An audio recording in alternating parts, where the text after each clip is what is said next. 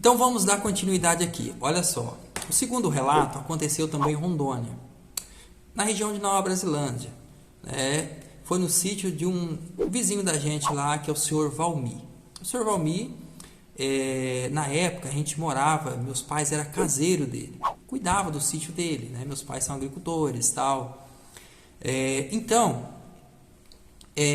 Quem mora na região e sabe, conhece lá, sabe que do senhor Valmir, para ir no sentido lá para roça, né, para plantação de café, enfim, né, para a parte agrícola deles, passa pelo pasto e tem uma ponte.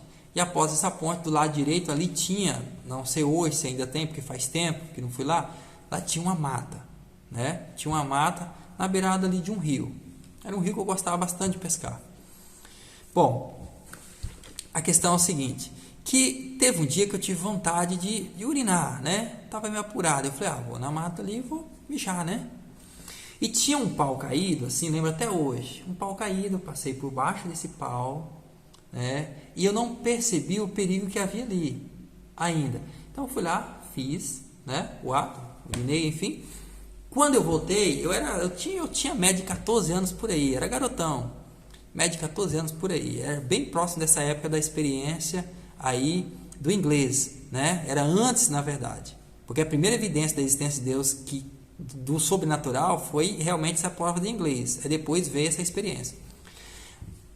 A gente teme lá, na verdade, no sítio, o marimbondo de tatu. Eu vou projetar tudo que eu vou falando aqui, eu vou tentando ilustrar com algumas imagens na tela.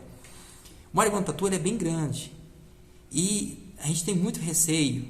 E eles atacam as pessoas, né, ali, ferroando, e dá efeito colateral. Tem pessoas que passam mal, uns até chegam a falecer, outras pessoas têm febre, eu já cheguei a ter febre e tal, enfim. E lá é temido. Porque na região interior de Rondônia tem muito esse maribondo, é um maribondo bem grande. Realmente, ele e a tocandira. Quem toma uma ferroada realmente tem história para contar, porque é dolorido. Pode chegar a levar a pessoa para o hospital e depende da quantidade, pode levar até a pessoa a óbito.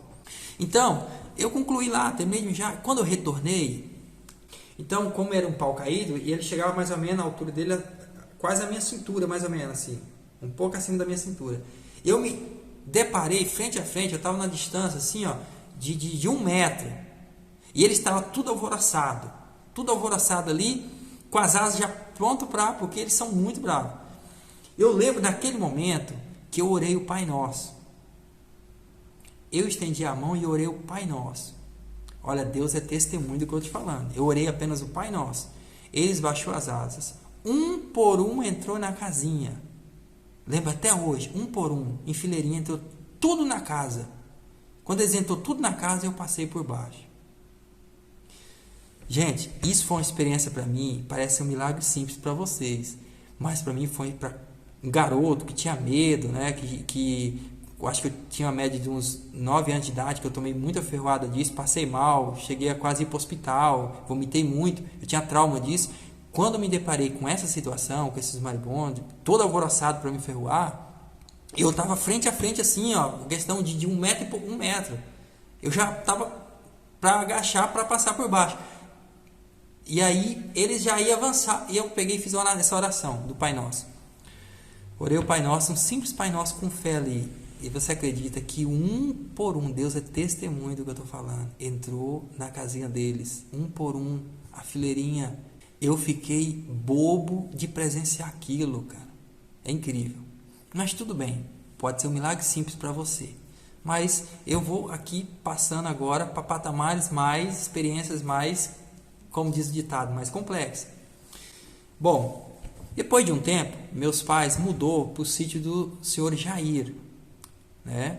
O Jair, ele já mora ali próximo da 138, numa curva ao lado esquerdo.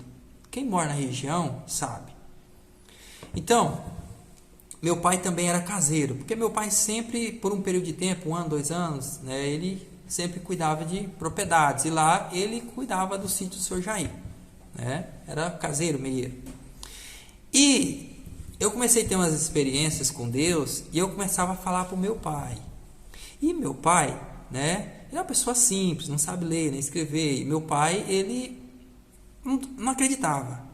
E meu pai, ele levava em consideração esse dizer popular, né, atual, como muitos pessoal falam, Deus vai se manifestar para um simples ser humano, comedor de feijão. Deus se manifestou para Moisés, né, para Isaac, Jacó, Abraão, né, que foi grandes pessoas na fé, tal, enfim, né. Meu pai tinha esse conceito, né, na simplicidade dele.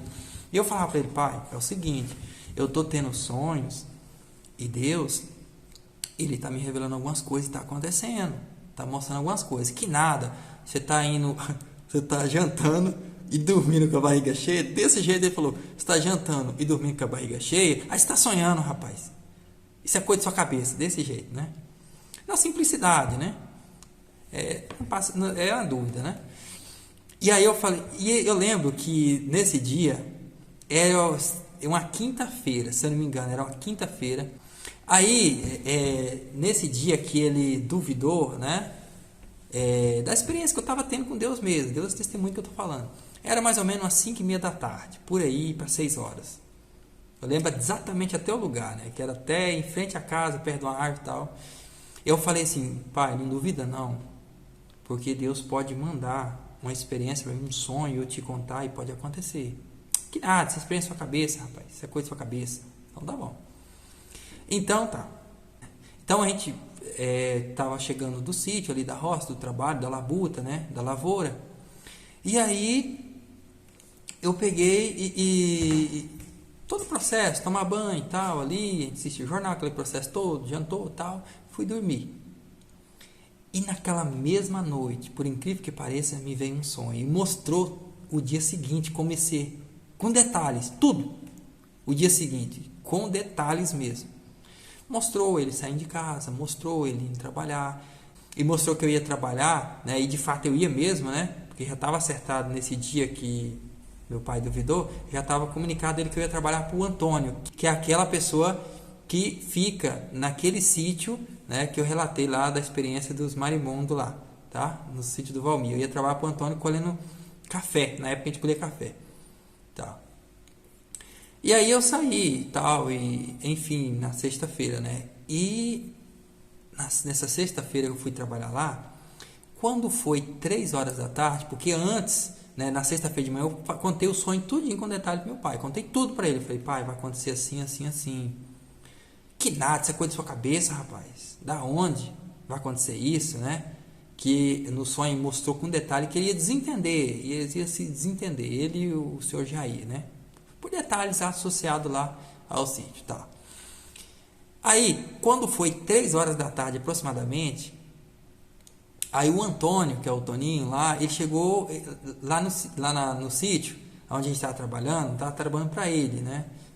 Auxiliando lá na questão lá, eu acho que é colheita de café, algo assim. Ele falou, ó, Matias, houve um desentendimento entre seu pai e o senhor Jair. Eles entenderam, tal, e aí, e falou, e qual é a causa? A causa foi X, Y e Z, pelo que eu soube aqui, já, né? Porque fulano, tal, passou lá, né, e tal, e falou pra mim aqui. Então tá bom. Cheguei em casa, bem tardezinha, tinha terminado o serviço ali, com o Toninho, né? Ali na chácara dele. E aí eu cheguei em casa. Quando eu cheguei em casa, meu pai estava com a cabeça quente, estava estressado, ele tinha desentendido. E aí, os detalhes específicos do desentendimento eu não vou aqui revelar, porque é desnecessário. Mas aí, meu pai baixou a cabeça quando me viu e falou, meu filho, você falou é real mesmo, Deus falou com você. A partir de hoje eu não duvido mais de você. E a partir daquele dia meu pai até me falou, rapaz, eu nunca pensei em ter um filho profeta, né? Ele até brincando, né? Mas meu pai testificou, de fato, falou, realmente, foi Deus que te falou isso aí mesmo. Meu pai é testemunha desse fato. Quem sabe um dia, né? É porque eu moro no estado de São Paulo, e meus pais moram em Rondônia, né? Mas quem sabe um dia eu gravo um depoimento dele para mostrar aqui no canal, mostrar que é fato o que eu estou falando, que não é. E também com o Antônio, também, o testemunho, né? Enfim. Mas com o tempo, quem sabe a gente consegue essa oportunidade.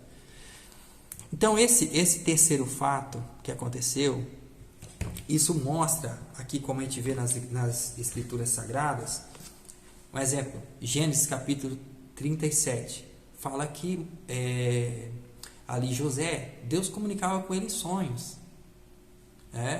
Ali a gente vê em Daniel, capítulo 2, capítulo 3, Deus comunicando em sonho com Nabucodonosor, com Daniel. A gente vê ali um exemplo aqui em Jó, no capítulo 33, no verso 14. Porque Deus fala uma, sim, duas vezes. E mesmo assim, o homem não o percebe.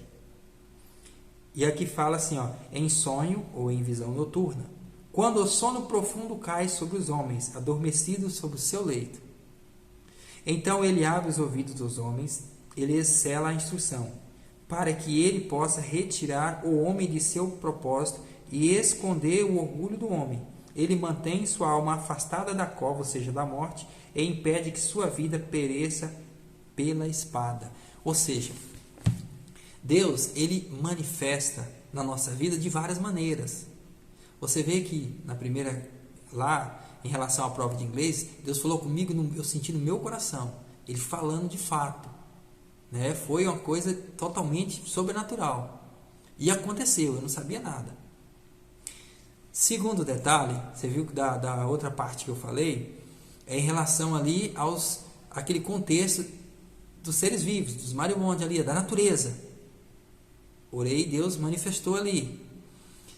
A terceira parte, agora já é a parte associada, entre aspas, posso assim dizer, uma experiência profética. Deus mandou um sonho no dia anterior, na noite anterior. Deus mandou um sonho na noite anterior, revelando o que ia acontecer no dia posterior. Tá? E isso eu tenho como provar. Na oportunidade futura eu vou estar trazendo, quem sabe aqui, tanto o meu pai quanto, né, o Antônio, enfim, se eles quiserem, claro, eles têm um livre-arbítrio de aparecer aqui, eles podem estar testemunhando. Mas tá bom. E também até o professor Erivan, né, no contexto da prova. Também, quem sabe aí, né, enfim. Mas tá bom. Então Deus tem várias maneiras de se comunicar com o ser humano. Mas vamos continuar com as experiências, que não para por aqui não.